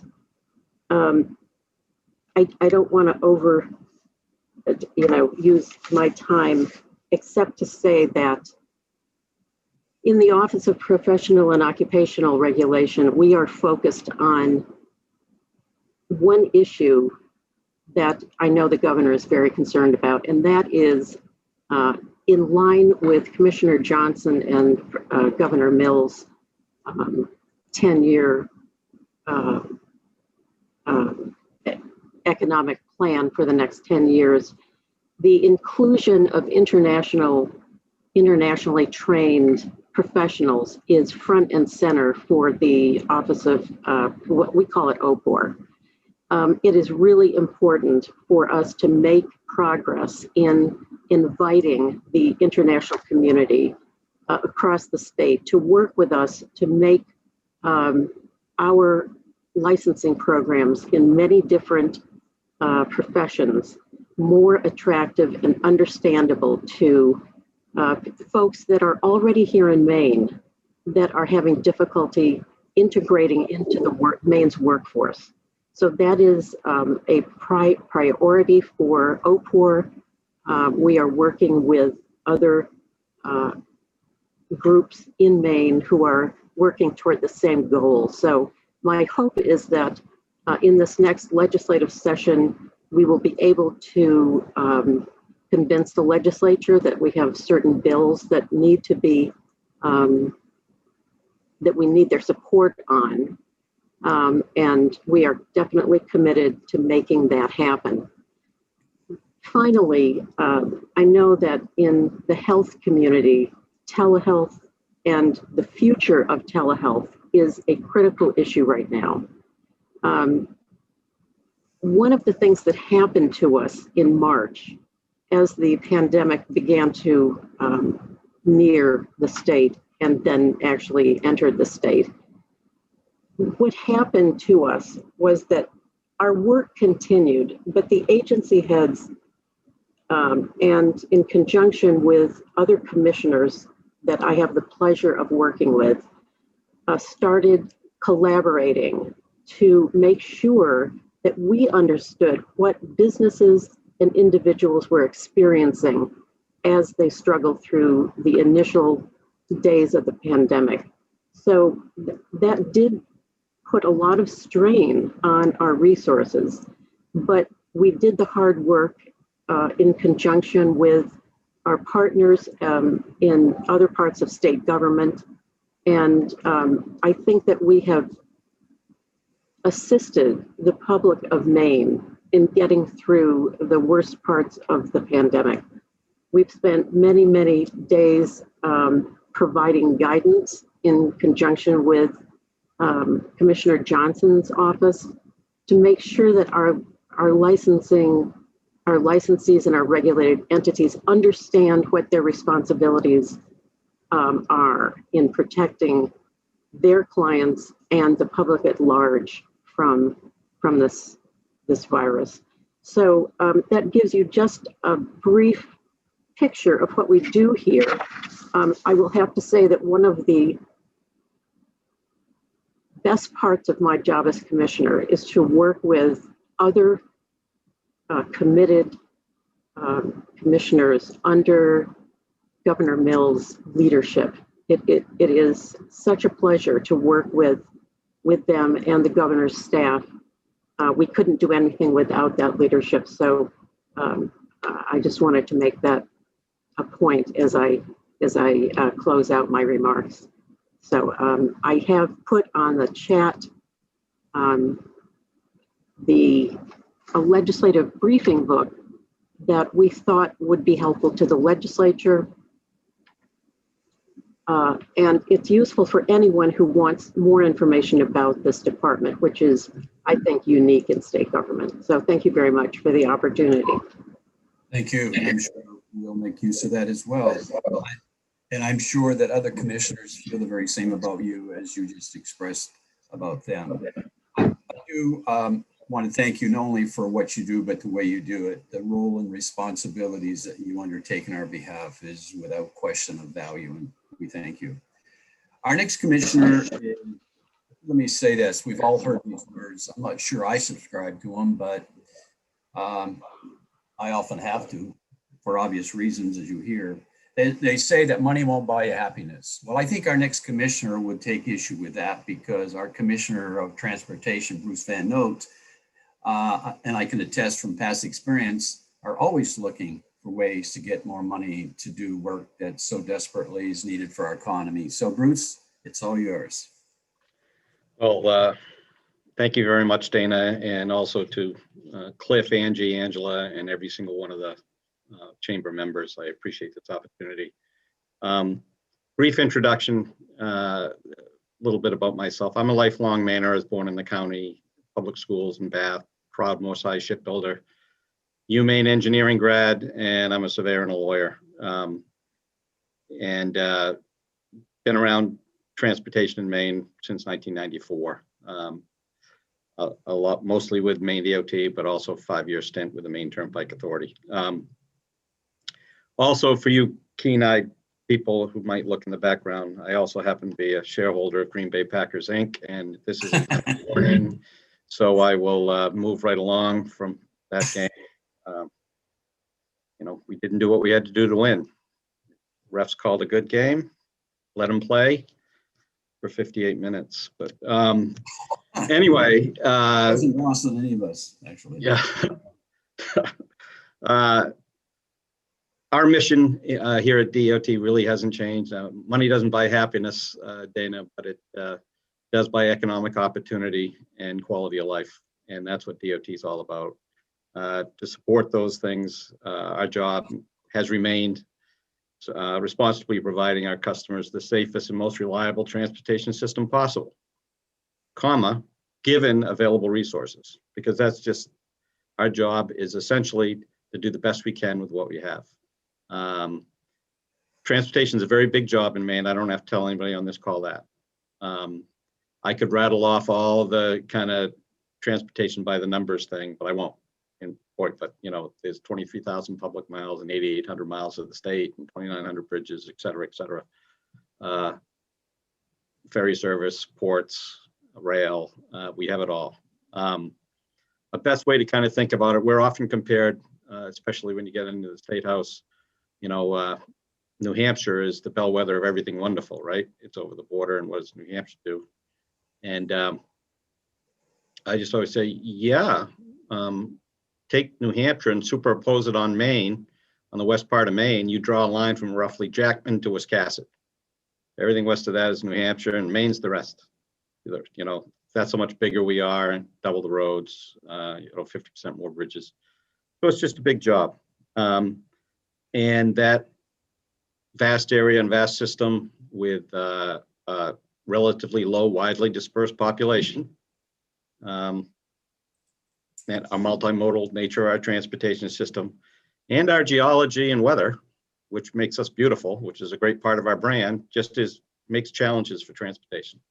Sometimes I say, if you were next door to someone and they had a 400-foot driveway and you had a 100-foot driveway, you wouldn't be shocked to find out that you have to pay more to plow a 400-foot driveway. Well, Maine's a state of long public driveways for people in Maine, and it is a challenge. We stack up very well when you get into efficiency and dollar per mile and those kinds of things, but it's just a raw challenge. A Blue Ribbon Commission that was formed by the legislature and supported by the governor worked through 2019 and into 2020, trying to quantify that. They came up with a number. It was like $232 million a year of shortfall per year. By the way, that's not biennium. And that's after you continue with $100 million a year in bonding. The commission couldn't agree on exactly what solution to do, but they identified a lot of good options. There was a lot of good work there. And its final report was released on March 9th, 2020. Well, less than a week later, everybody's world changed and the economy shook, and we're still, obviously managing that. Traffic volumes obviously plummeted. They were down close to half there from the first couple of months, and they're still down about 5 to 10% statewide. It varies across the state. And with that, DOT adjusted like everyone else did immediately.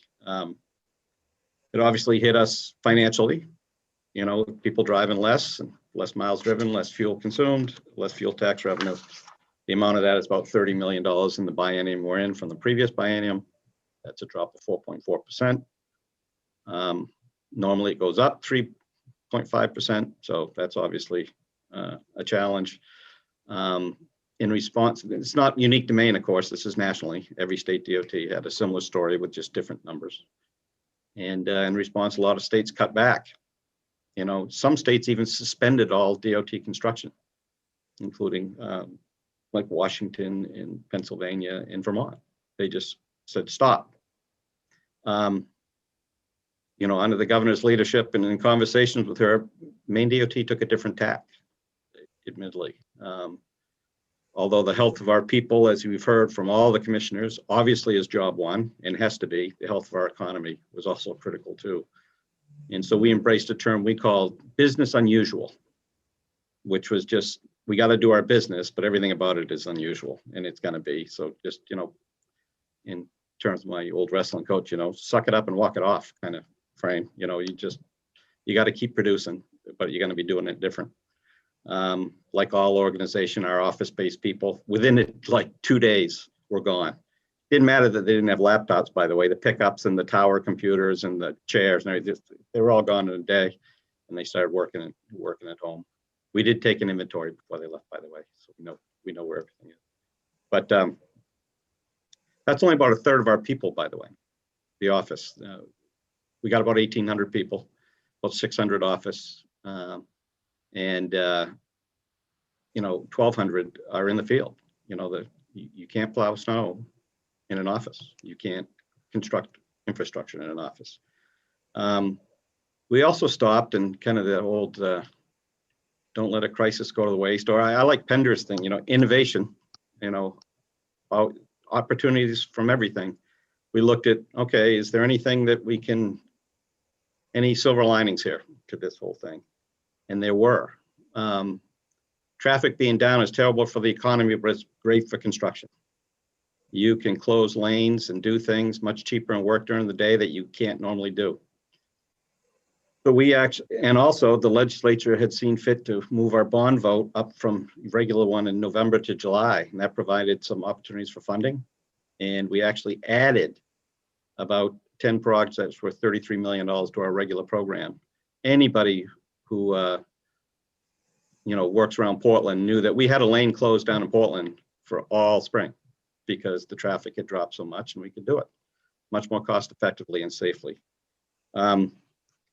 And not only do we do more work, we did it at rates that we had never seen before. Our on-time delivery rate of our capital program for calendar year 2020 was 94%, the highest ever. We normally we try to get to 90. There's a lot of things that can, permits, neighbor relations, property, all that kind of stuff. So that was just extraordinary. And we delivered $339 million worth of construction work in 2020, which national estimates say provided 9,000 direct and indirect jobs for Maine at a time when we needed them most. So it was our job to keep going, keep to the extent we could affect the economy, keep that going. That brings us to today, and just Monday we released our work plan, which we put out every year, and this one's 276 pages, which, by the way, no, you shouldn't be trying to deal with the hard copy. It's right online at mainedot.gov, and you can sort by your town.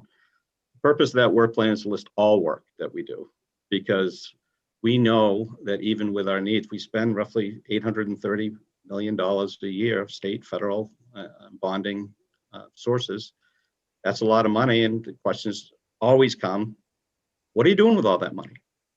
What are you doing with it? This was intended to answer that question in detail. There's over 2,000 individual work items in there that totals over $2.5 billion. So it lists everything we do. It calls for investing $1.4 billion in our highway system and $358 million in multimodal capital needs. There's details going down to each individual project, so you can sort it by your town and answer the question in kind of an alteration of Tip O'Neill's famous, all politics is local, all transportation is local. And so what are we doing? You can see it right there. Common question is, so what did you, kind of what's in there? Our capital programs are remain solid, and we maintain existing services. We do that by continuing to rely on state bonding that has rock bottom interest rates and some extraordinary federal funding. It does require us to do what we call be in MacGyver mode, where stop complaining, just what can we do with what we have and do the best we can. One of those examples you'll see is our light capital paving program is scheduled to go up to 725 miles a year, up from the 600 miles a year that it had been normal for the last several years. As I said, this is supported by annual bond support this year in accordance with the Economic Recovery Committee's recommendation. It calls for $150 million in state bonding this year. And some of it is going to be required earlier than normally. Waiting for November is going to put us into a cash flow challenge. We will adjust if we have to, but that's kind of where our plan is. And again, it wasn't in a vacuum. The Economic Recovery Committee talked about that. It also relies on some extraordinary federal money. The CARES Act, it's called CRESA is its acronym, that was passed on signed by the president on December 27th. For the first time, had some funding in there for state DOT highways.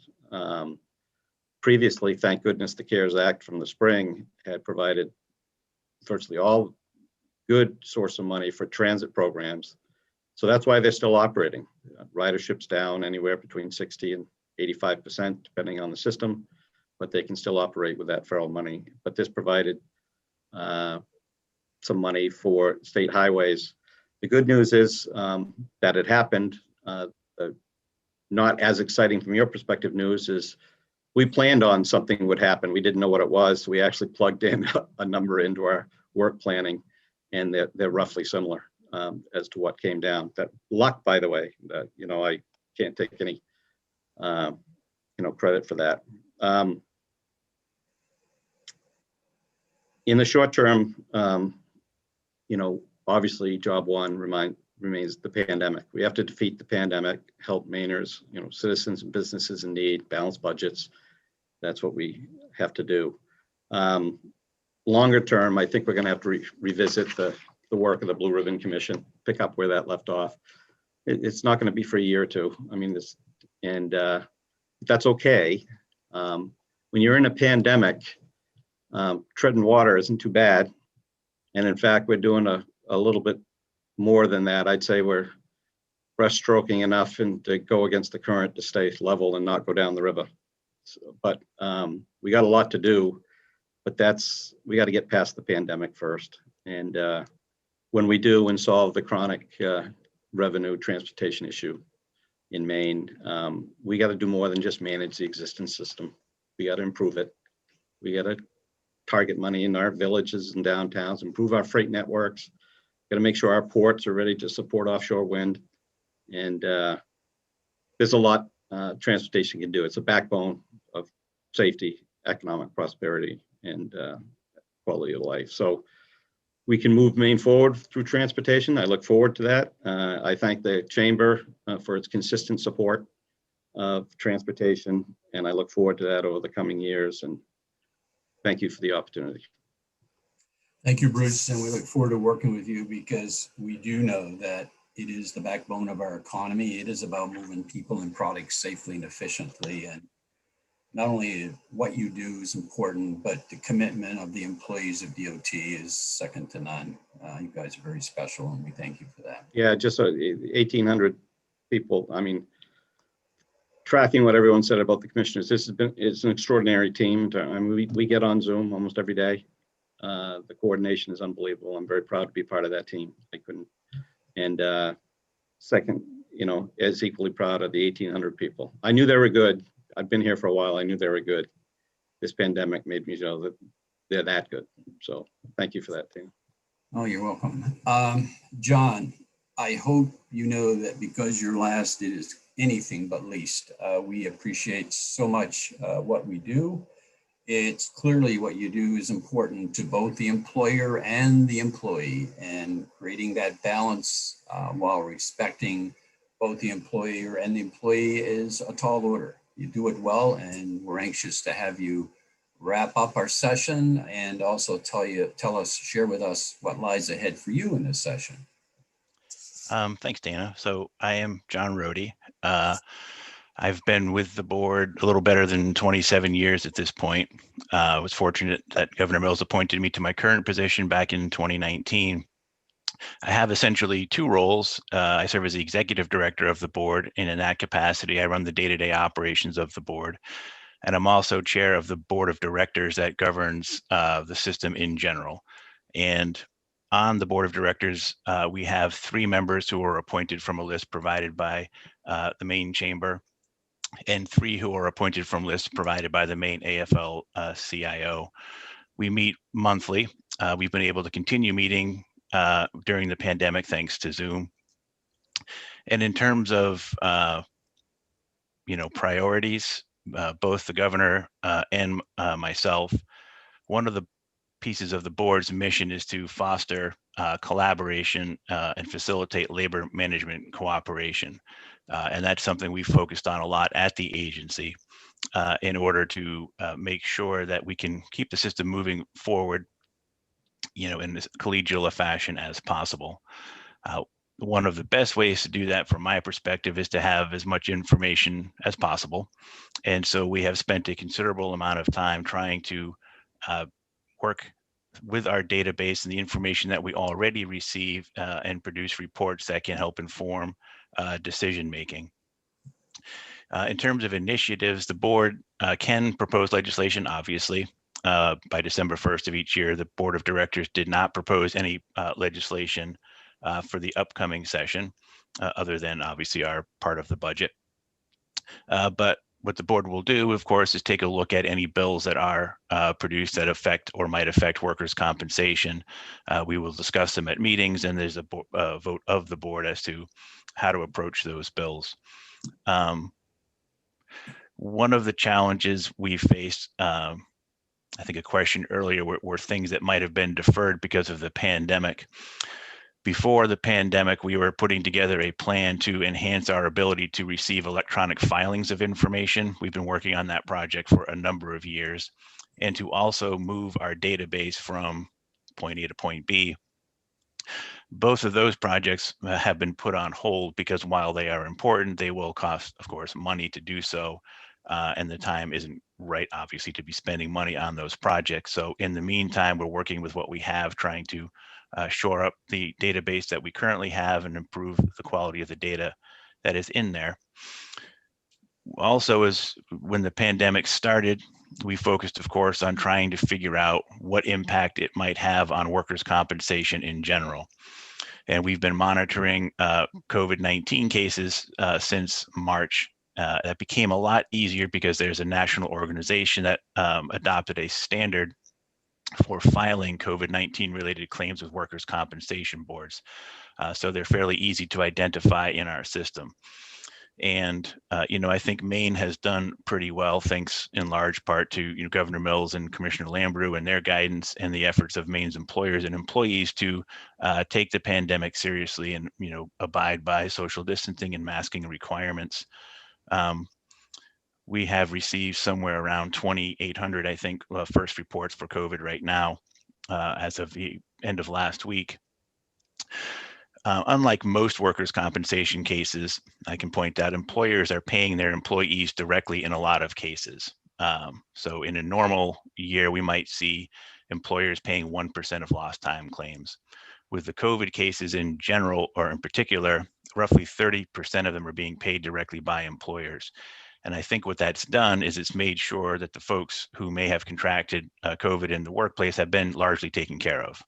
And we have not seen in Maine, and I think this is true in other states, much litigation at all. I think of the number of cases that have come into the system, only about 24 have gone as far as mediation.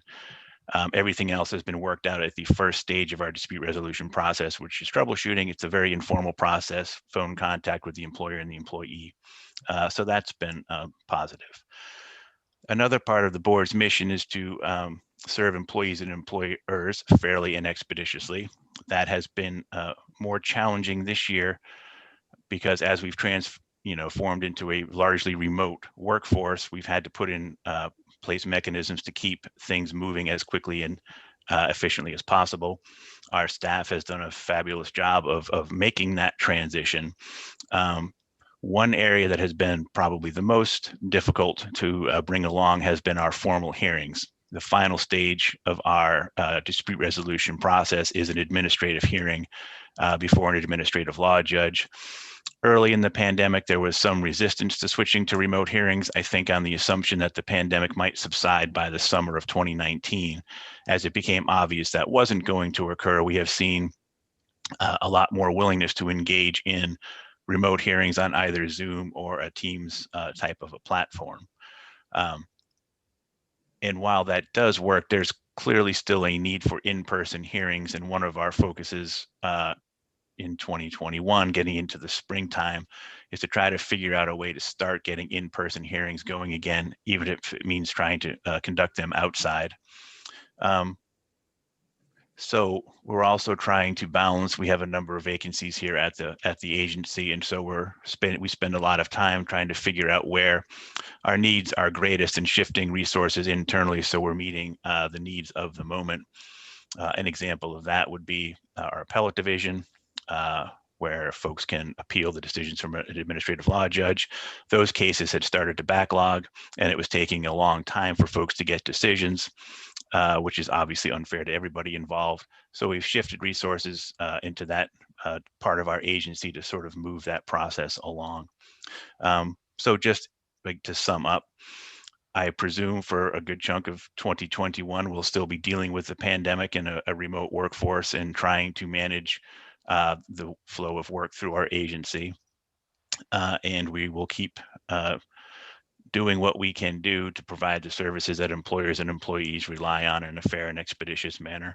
And we're always happy to hear feedback from whoever has it or questions that we can answer. We're happy to do that as well. So I thank you for inviting me this morning. Appreciate the time. Well, John, we thank you as well. It is a responsibility that carries both care and consideration for the employer-employees, I said at the outset, and you do it with care and conviction, and you do it well. So we thank you for that. Given the time and the lack of questions in the chat box, also being sensitive to all of you who have taken the time, which we deeply appreciate it. Let me say on behalf, I also add that if you do have questions, you can forward them to any one of us at the State Chamber, and we'll be sure to get it to the appropriate commissioner for sure. But given the fact that you have been with us for 2 hours, and we're grateful for that, I want to close out by actually on behalf of the Chamber staff, board, and our members, as well as the Chamber family that we work closely with around the state. We want to take this opportunity to thank our commissioners.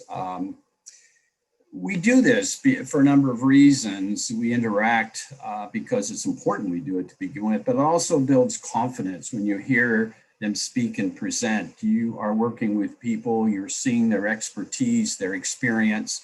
It builds confidence in the business community or people that have that opportunity. That's important. And we've also been witness to commitment by what they said and a collaborative style by what they're willing to offer us. And I think that we all know that relationships matter between the private and public sector to get things done. And the need to work together to accomplish that is without question. I think we've all seen that today. And I think we have been witness to how we can continue to do that to make things happen for our state that we all are all in agreement on. So again, with sincerity, I thank all of you. We are so grateful for our commissioners being with us today and the opportunity to work with them, and thank all of you for the 2 hours of your life. And we are proud to bring it to you, and proud that our commissioners and all of you stayed with us for those 2 hours. Thank you very much.